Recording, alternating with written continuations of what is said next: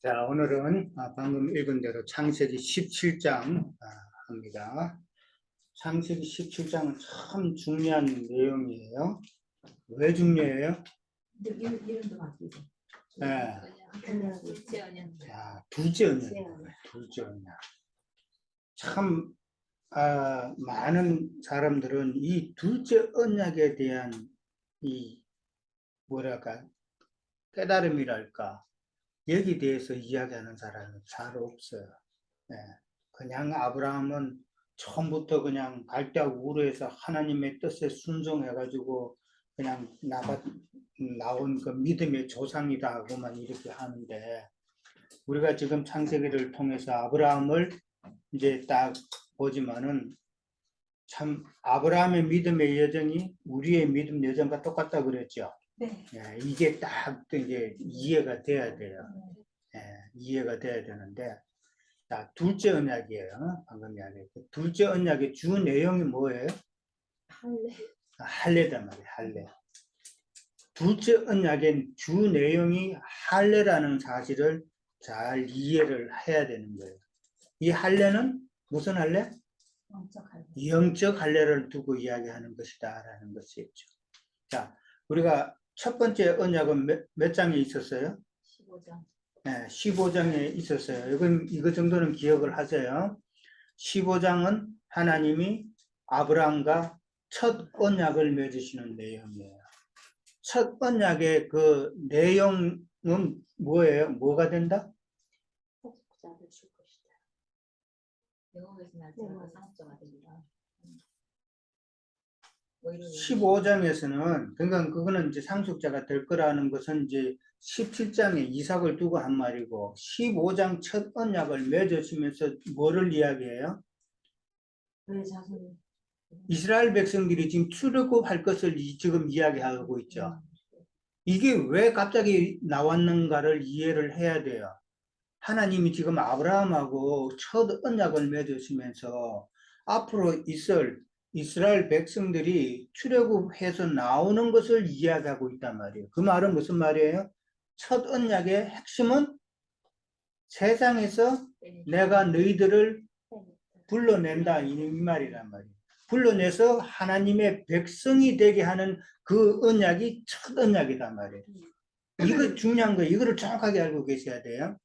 오늘날 많은 사람들이 세상에 있다가 복음을 듣고 하나님을 믿는다고 해서 강약교회로 나왔죠. 이게 지금 첫 언약이단 말이에요. 네. 첫 언약이고, 그 다음에 오늘 나오는 이 둘째 언약이 바로 온전한 언약이란 말이에요. 온전한. 그러니까 첫 언약을 받은 것은 이거는 불완전하죠. 네, 이걸 잘 알아야 돼요. 첫 언약을 받은 상태의 아브라함은, 그래서 오늘 17절에 하나님께서 몇 년 만에 나타났어요? 13년 만에 나타났단 말이에요.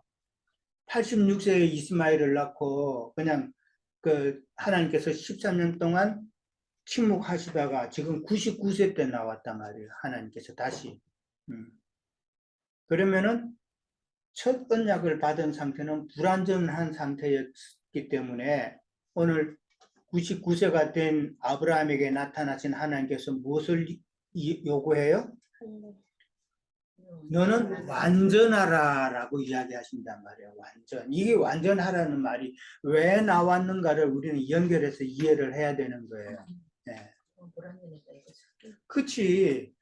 첫 번째 언약만 받은 상태는 이거는 어디까지나 불완전한 상태다란 말이에요.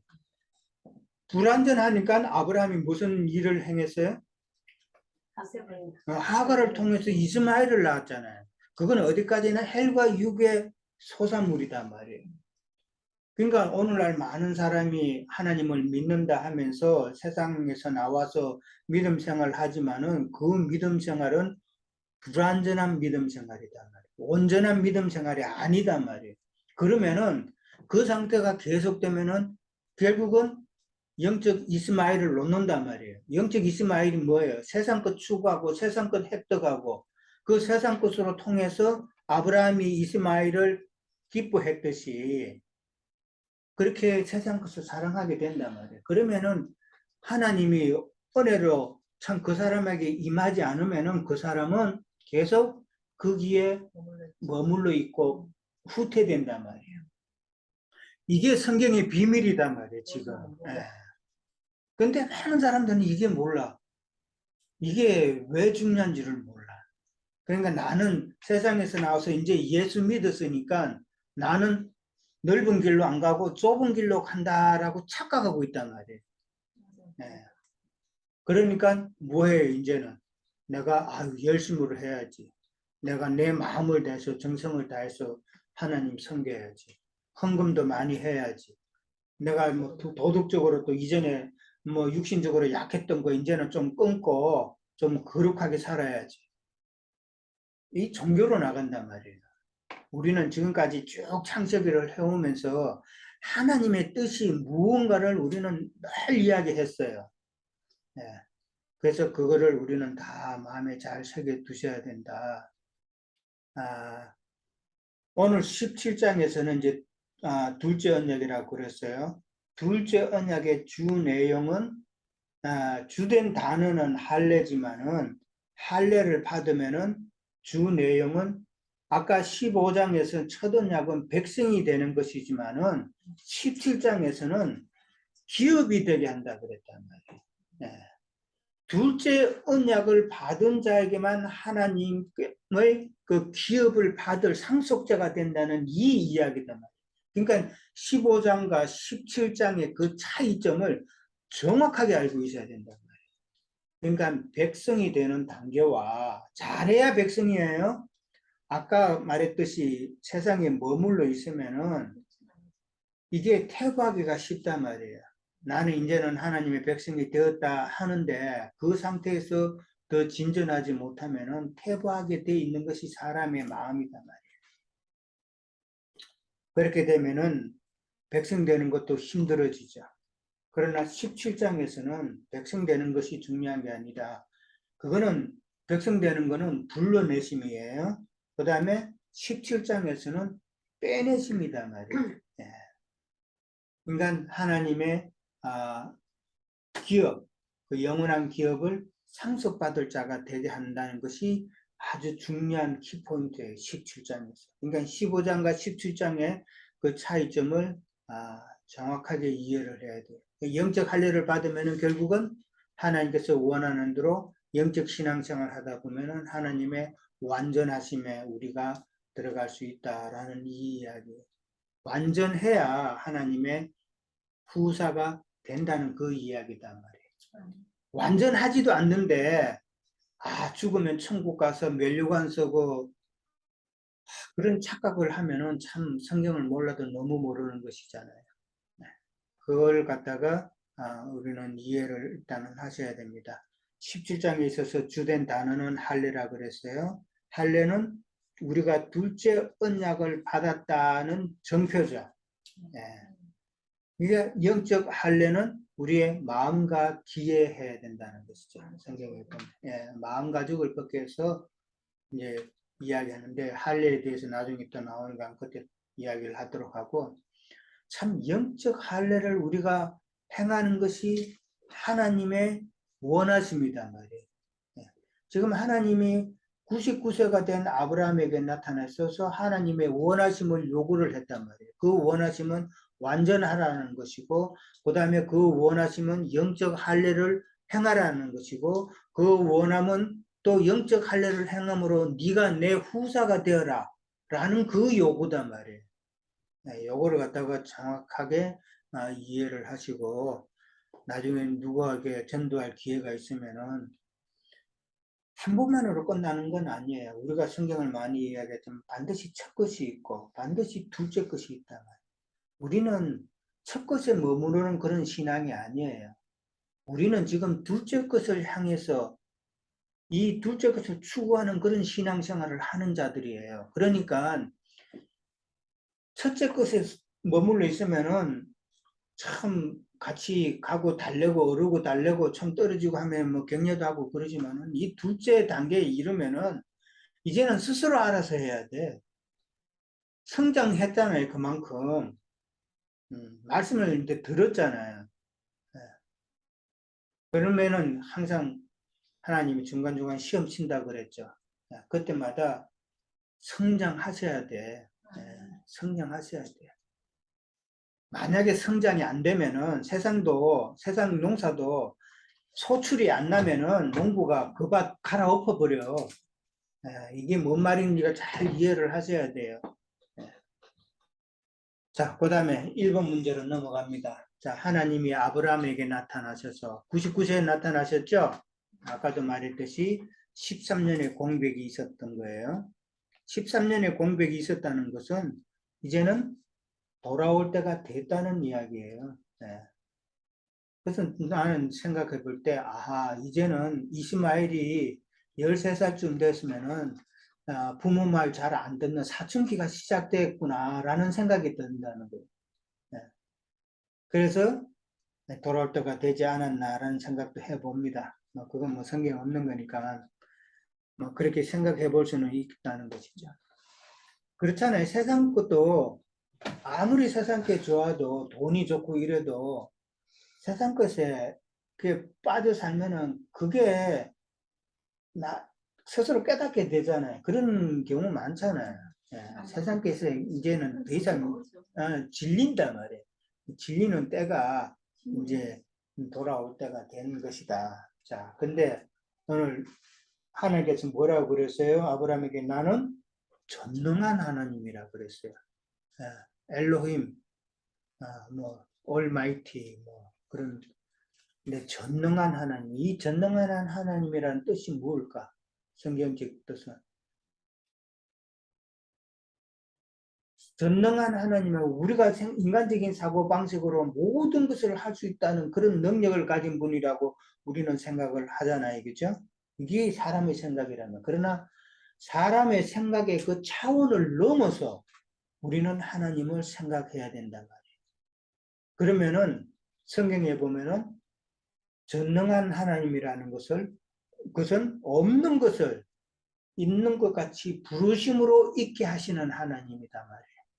없는 것을 그냥 부르심으로 있게 하시는 하나님. 이게 창세기 1장의 바라창조죠. 없는 곳에서 말씀하심으로 있게 하시는 하나님. 창조하신 하나님. 그 다음에 또 다른 의미로도 없는 것을 있는 것 같이 부르셨다. 영적인 의미단 말이에요. 그 다음에 또 죽은 자를 살리신 하나님이라는 표현도 있어요. 이거는 뭐를 이야기하는 거예요? 우리의 영이 죽었죠. 죽었는데 죽은 우리 영을 살리시는 하나님이라는 것이죠. 무엇으로? 진리의 생명의 말씀으로 나타낸다. 로고스의 말씀이 아니에요. 생명의 말씀. 레마의 말씀이 살린다 그랬어요. 우리가 뭐 여러 번 이야기했으니까 잘 알고 있을 거예요. 자, 전능한 하나님이고 그 다음에 그 하나님께서 내 앞에서 행하여 완전하라라고 그랬죠. 자, 이 완전하라는 말은 지금 이게 하나님께서 칭찬하시는 말씀으로 들려요? 이 꾸짖는 말씀이다 말이에요. 꾸짖는 말씀. 지금 아브라함은 이스마엘을 놓고 나서 세상에 푹 빠져 있는 그런 혼적 신앙의 상태에 있었잖아요. 그랬을 때에 13년 만에 하나님께서 나타나 가지고 아브라함에게는 완전하라 그러면은 이제 그 생활 집어치우고 완전한 데로 나가라는 꾸짖는 말씀이죠. 꾸짖는 말씀이다. 하나님께서 이렇게 사다 오시는 것은 그 생명을 회복시키기 위함이다 말이에요. 하나님께서 에덴 동산에 있던 하와와 아담과 하와에게 범죄한 아담과 하와에게 찾아오셨죠. 그 찾아오신 것은 아담과 하와를 회복시키기 위함이다 말이에요. 그런 다른 것도 우리가 또 많이 있었죠. 가인에게도 하나님께 왔을 때는 가인을 회복시키기 위해서 표를 줬지만은 가인은 그걸 갖다가 제대로 사용 못했죠. 예. 결국은 자기 좋은 대로 헬과 육을 따라서 애녹성을 쌓았단 말이에요. 애녹성을 쌓았다는 말은 그냥 세상으로 나갔다는 말이에요. 하나님께서는 기회를 주셨어요. 말씀을 주셨어. 근데 그 말씀을 제대로 이해하지 못하고 깨닫지 못하고 그 말씀이 자기의 생명이 안 되면은 세상으로 가게 돼 있단 말이에요. 자, 완전하라는 말씀은 꾸짖는 말씀이고, 참, 어떻게 보면은 혼의 구원을 이루라는 말이죠. 예, 혼의 구원을 이루는 것을 이제 요구하시는 말인데, 이게 혼의 구원을 이룬다는 것은 이제 영을 따라서 참 진리 안에 그 하는 것이란 말이에요. 우리가 생명의 이 말씀을 영으로 깨달아서 이 말씀이 참 진리구나 하는 그 진리의 테두리 안에서 내가 하나님을 이해하고 깨닫고 하나님의 주시고자 하는 그 은혜를 내가 받아 누리는 이 삶이 참 혼의 구원을 이루어가는 그 과정의 삶이단 말이에요. 이거를 우리는 소홀히 여기시면 안 돼. 참 귀하게 여기셔야 된단 말이에요. 예. 근데 많은 사람들이 이 완전한 단계로 아까도 이야기했지만은 불완전한 상태에 있으면서도 나는 이제 다 되었다. 나는 이제 예수 믿으니까 되었다는 착각 속에 들어가 있단 말이에요. 그러나 하나님 보시기에는 너는 지금 불완전한 상태니까 완전한 상태로 나가라고 지금 우리에게 말씀하신단 말이에요. 지금 아브라함의 그 이 과정이 우리의 가정이라고 그랬잖아요. 하나님께서는 완전을 요구하신다. 첫 언약에서 이제는 둘째 언약으로 넘어가라. 영적 할례를 이루라. 그 말씀을 하고 계신다. 구원에는 단계가 있죠. 한 번 믿었다고 끝나는 게 아니죠. 네. 성경에 보면은 구원을 이루었다라는 게 있어요. 그렇죠? 히브리서 10장 10절에 가면은 너희가 하나님의 은혜로 거룩함을 얻었노라라고 나와요. 하나님의 거룩함이 뭐예요? 내가 구속이단 말이에요. 하나님의 은혜를 받은 것이단 말이에요. 그건 과거예요. 영의 구속이 하나님의 은혜를 받았느니라, 얻었노라라고 표현을 한 거란 말이에요. 그 다음에 과거가 있고, 그 다음에 지금 현재는 빌립보서 2장 12절 찾아봅니다. 빌립보서 2장 12절.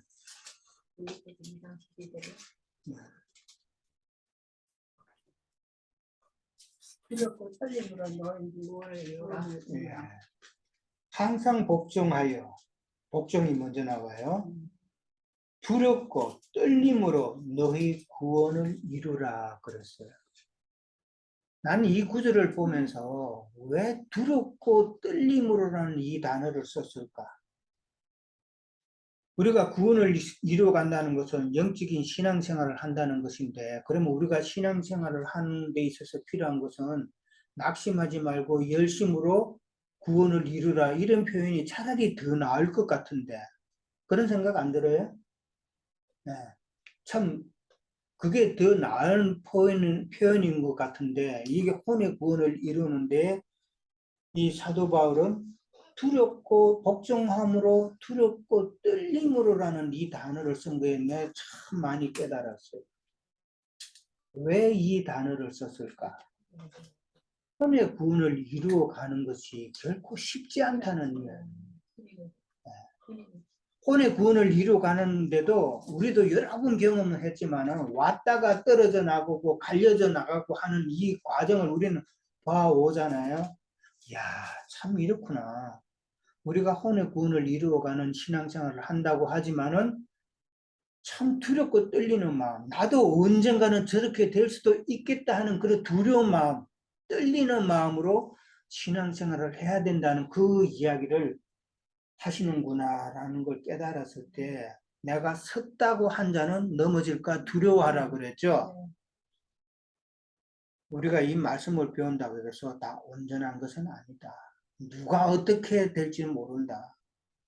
이거를 하나님께서는 말씀하고 계시는구나. 나도 이 말씀을 가르치지만은 혈과 육을 가진 연약한 존재임을 또 늘 깨달으니까 어떻게 될지 나도 모른다. 정말 두렵고 떨림으로 이 길을 가야 되는구나라고 생각을 해보는 거예요. 그래서 사도 바울은 참 두렵고 떨림이라는 이 단어를 썼구나. 먼저는 복종하여 두렵고 떨림으로라고 그랬단 말이에요.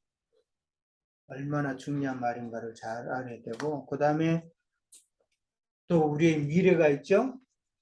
미래는 우리의 몸이 이루어지면은 몸의 구속을 이룰 것이다 라는 것이죠. 신령체가 된다는 이야기예요. 우리의 육의 몸은 벗고 우리의 신령체가 될 것이다 라는 거. 그 다음에 베드로전서 1장 9절에 가면 믿음의 결국은 혼의 구원을 받음이라. 그 영혼이라고 되어 있는데 푸시케 헬라어로 푸시케는 혼이다 말이에요. 혼. 네. 성경은 영혼이라고 되어 있는데 혼이에요. 혼. 네, 푸시케. 네. 조에는 영이고, 네. 그 다음에 푸시케는 혼이고, 그 다음에 비오스는 우리의 몸이다 말이에요. 네.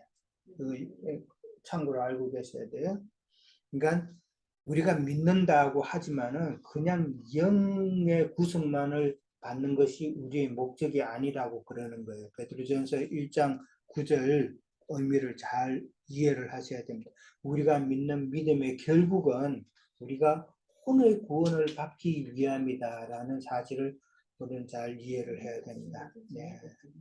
그렇죠. 우리의 영과 혼과 몸 모두가 온전히 하나님께부터 하나님의 은혜로 구원을 받는 것이 우리의 영과 혼과 몸 모든 것이 온전해야 하나님의 치천사로서 하나님의 유업을 받는 자가 될 것이란 말이에요. 뭐 그 세 가지 중에 하나라도 빠지면 안 되는 것이잖아요. 네. 그럼 몸은요. 네. 우리가 육신의 장막을 떠난 후에 그렇죠. 그런 신령체가 된다는 것이죠. 네. 신령체가 그럼 이 된다고. 비오스가 비오는 우리 그냥 이 몸, 살아있는 거예요. 이 몸, 육적인 몸, 그 비오스를 벗고 그 다음에 이제 신령체가 되는 것이죠. 자, 구원의 그 단계를 잘 이해를 하시기 바랍니다. 자, 그 다음에 2번 문제. 하나님이 아브라함에게 너는 여러 민족의 아버지가 된다고 하셨는데 그 뜻은 무엇인가? 자, 아브라함에서 이제는 여러 민족의, 오늘 다른 성경에 열국이라고 되어 있죠? 열국하고 여러 민족 같은 말이에요. 여러 민족의 아버지가 된다고 했는데 그 뜻은 무엇인가? 아브라함의 이름의 뜻이 뭐예요? 아브람. 그냥 아버지. 그렇지. 고귀한 아버지라고 되어 있어요. 고귀한 아버지, 존귀한 아버지. 아브람. 근데 그 고귀한 아버지라는 그 이름의 뜻에서 이제는 하나님께서는 아브라함, 모든 민족의 아버지, 열국의 아버지라는 이름을 줬단 말이에요. 그러면 이거는 무슨 의미인가?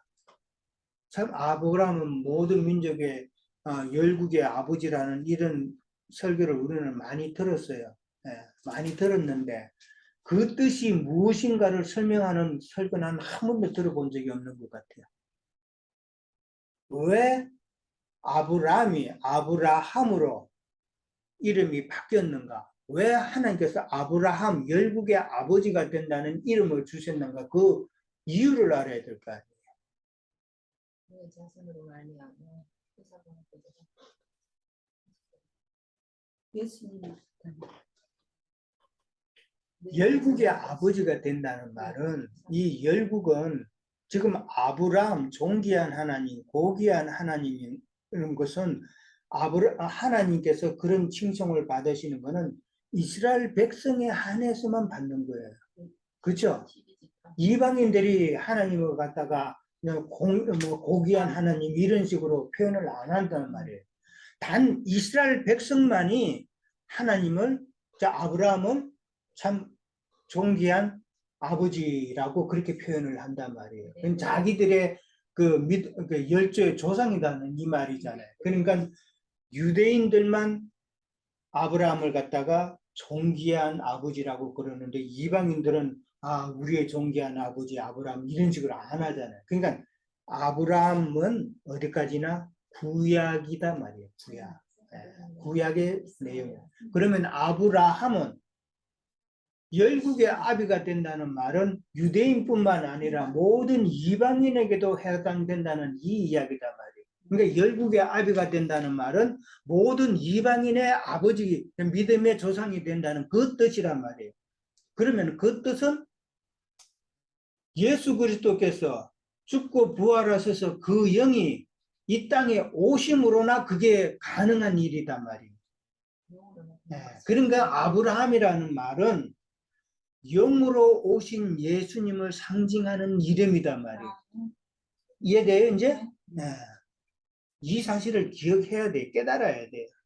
그냥 열국의 아버지라는 그것만 알아가지고 안 된다는 거예요. 그 열국의 아버지라는 게 결국은 유대인뿐만 아니라 이방인의 아버지가 된다는 말인데, 그러면 믿음의 조상이잖아요.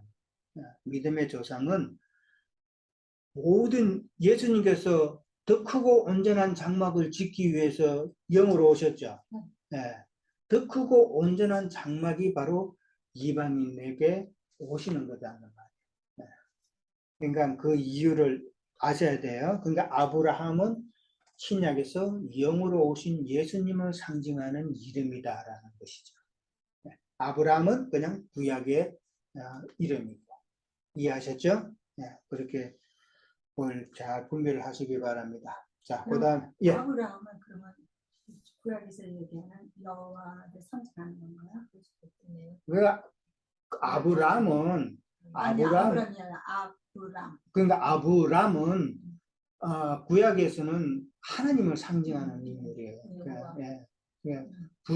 부자와 거지 나사로가 이제 죽고 이제 음부 세계에 들어갔을 때에 부자는 불꽃 가운데서 고민하는 처소가 있잖아요. 그때 나사로는 아버지 아브라함의 품에 안겼다 그랬잖아요. 그러니까 하나님이란 말이에요. 아브라함은 하나님의 표현들.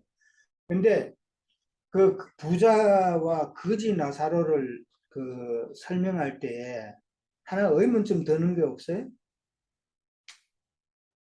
왜 자꾸 나사로는 거지로 표현을 했을까? 아니 이 세상에 와서 살면 거지로 살아가는 게 뭐 거지라는 표현이 뭘까? 의미가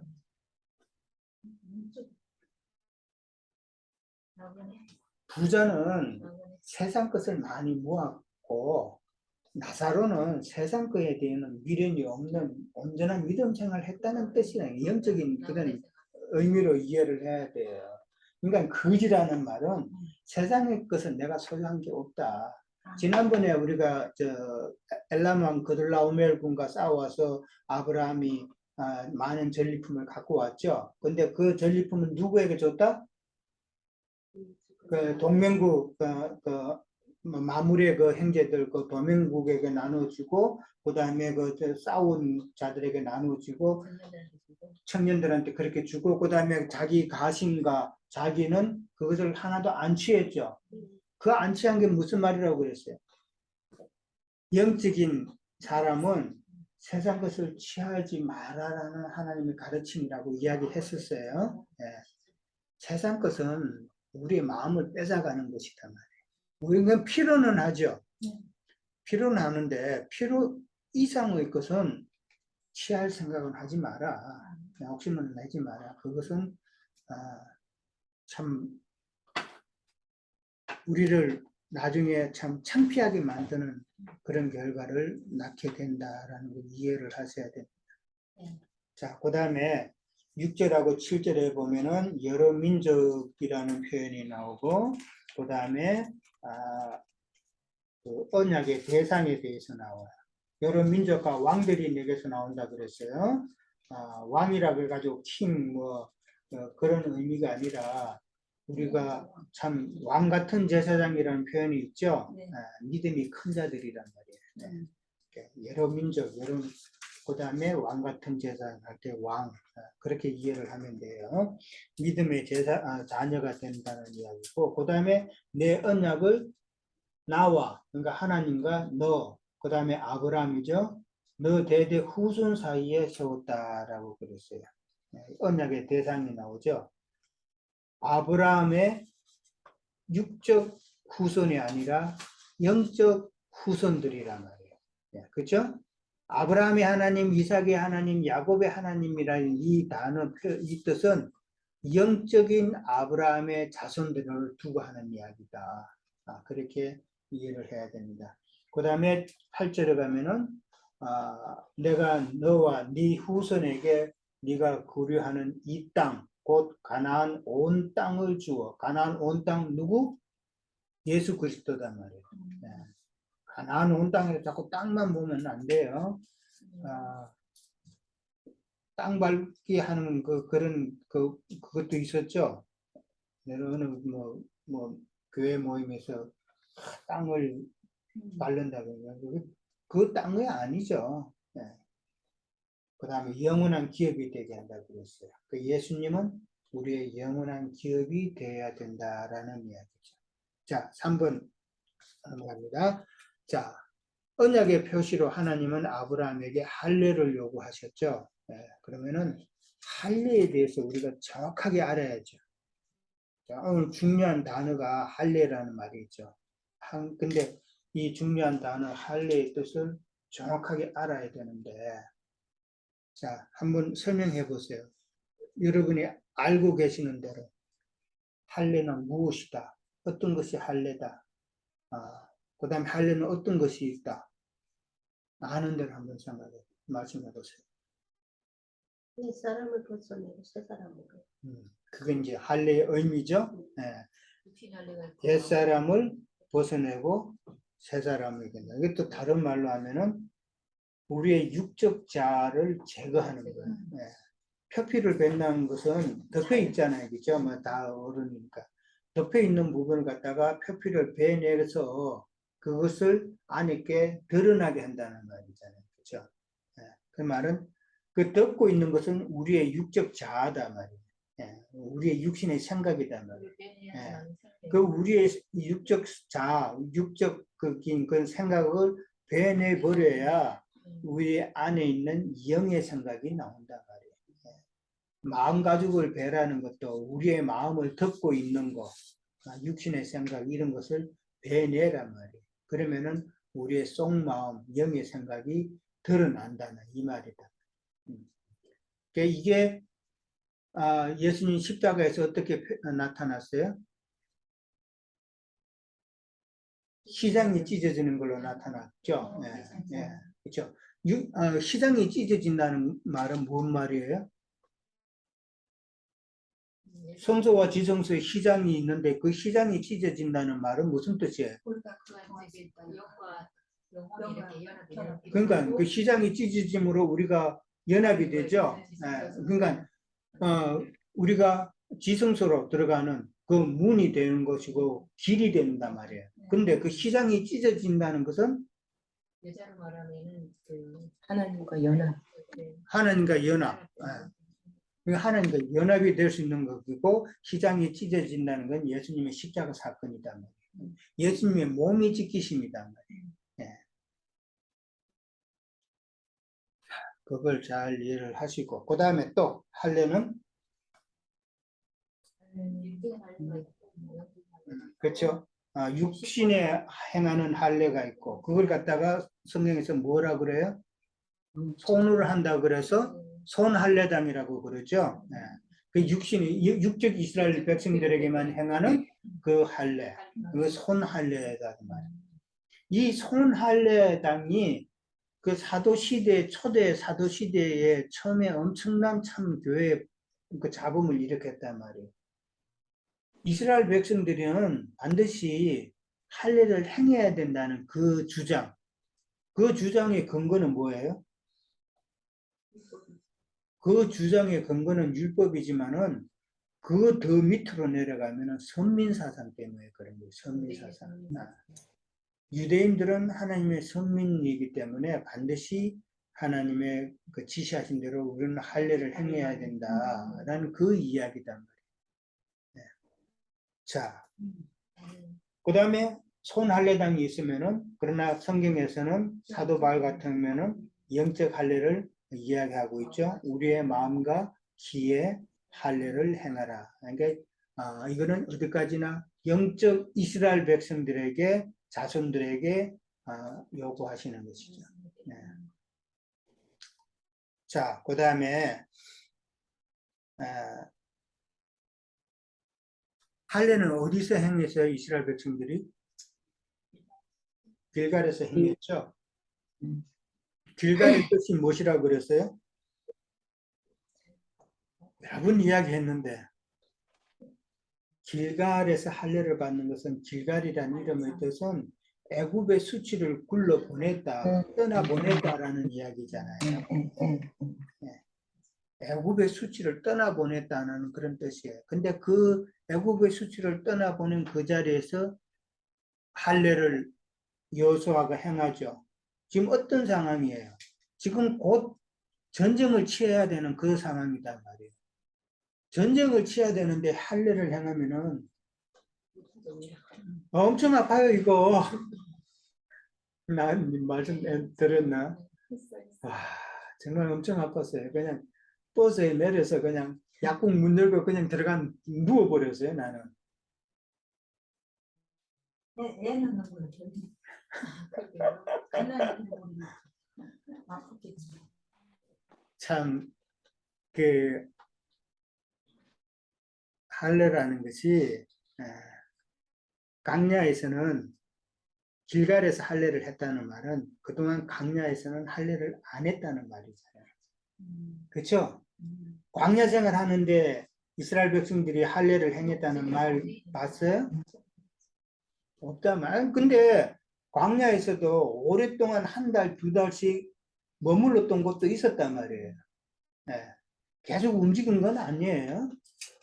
몇 달씩 그렇게, 왜냐하면 불기둥과 구름기둥이 움직여야 가니까 어떤 곳에서는 오랫동안 머물렀던 곳도 있었어요. 충분히 할례할 시간도 있었어요. 그런데 광야 생활에서는 할례를 행하지 않았다는 말은 무슨 의미인가를 생각해 보세요. 자, 광야는 오늘날 세상 교회를 상징한다고 여러 번 이야기했죠. 네. 세상에서 나와서 광야로 갔잖아요, 그렇죠? 오늘날 많은 믿는 사람들이 세상에서 나와서 믿음의 세계로 들어왔잖아요. 예배당 다니잖아요. 지금 예배당 생활하는 것이 광야 교회 생활을 하는 거하고 똑같은 이치란 말이에요. 그 말은 그러면은 광야에서 할례가 없었다는 말은 세상 교회에는 영적 할례가 없다는 이야기란 말이에요. 무슨 말인지 아시겠어요? 네. 세상 교회에서는 영적인 할례를 행할 수가 없다. 이 말이란 말이에요. 이 말은 우리가 또 뭘로 느껴요? 세상 교회에서는 진리의 말씀, 생명의 말씀, 레마의 말씀이 없다라는 이야기잖아요. 그죠? 네. 그 레마의 말씀으로 이 포피를 마음가짐을 배워가지고 할례를 해야 되는데 칼이 없는데 무슨 할례를 해? 칼이 없는데. 네. 무슨 말인지 아시겠죠? 이제 왜 강야에서는 할례가 없었는가? 세상 교회는 지금 영적인 칼, 아주 예리한 칼이 없었다는 거예요. 시브라가 자기 아들 게르솜을 할례를 했어요. 할례를 했을 때는 차돌로 썼어요. 차돌 돌을 깨면 그 날카로운 부분이 있죠. 차돌을 썼다고 그랬어요. 그런데 여호수아가 길갈에서 할례를 행할 때는 차돌을 안 쓰고 부싯돌을 썼다는 거예요. 부싯돌은 차돌보다도 더 예리한 칼이란 말이에요. 이 말은 뭔 말이에요? 구약은 로고스의 말씀으로 했지만은 신약은, 여호수아는 신약의 예수님을 상징하잖아요. 그렇죠? 예수님께서는 오셔서 그 영의 말씀으로 부싯돌의 그 영의 칼, 날카로운 불칼로 할례를 행했다는 이 이야기란 말이에요. 인간 레마의 말씀이 없는 세상 교육에서는 이 광야에서 할례가 없는 거하고는 똑같은 이치란 말이에요. 칼이 없단 말이에요. 칼이 있거든요. 예, 그러니까 부싯돌과 차돌 왜 이게 구분해서 나왔는지를 이해를 하셔야 돼요. 예, 그리고 왜 광야에는 할례가 없었는가를 이해를 하셔야 돼요. 이거는 중요한 비밀이에요. 이런 것들은. 예. 이런 말씀을 알면은 뭐 모르지. 이 처음 듣는 사람은 뭐 성경을 이상하게 푼다는 그런 사람들이 많으니까 왜 그게 그렇게 풀어야 되냐고 그냥 믿음으로 받아들이면 되는지 아냐고 믿음으로 받아들였지요. 근데 어떤 믿음으로 받아들일 거냐는 것이죠. 내가 믿는 믿음이 아니라 우리는 계시된 믿음으로 받아들이겠다니까요. 우리가 지금 비밀을 지금 말씀해 주시잖아요. 예. 이 비밀을 놔두고 그냥 내가 믿는 더 좋은 거를 놔두고 왜 쓰잘데없는 내 믿음을 갖다 붙이냐는 것이죠. 경계성을 한다고 음. 또 시간도 없고 또 자, 그렇게 성경에서는 할례에 대해서 표현을 하고 있다. 그러니까 할례는 우리의 육적 자아가 벗겨지는 것이다 말이에요. 예. 아브라함이 그 육적 자아가 안 벗겨졌기 때문에 이스마엘을 놓은 거 아니에요, 그죠? 예, 하나님이 13년 동안 그게 답답했던 거예요. 우리는 참 온전한 영적인 할례를 받아야 되고 그것이 하나님의 원함이다라는 것이죠. 자, 첫 시간 여기까지 합니다. 네.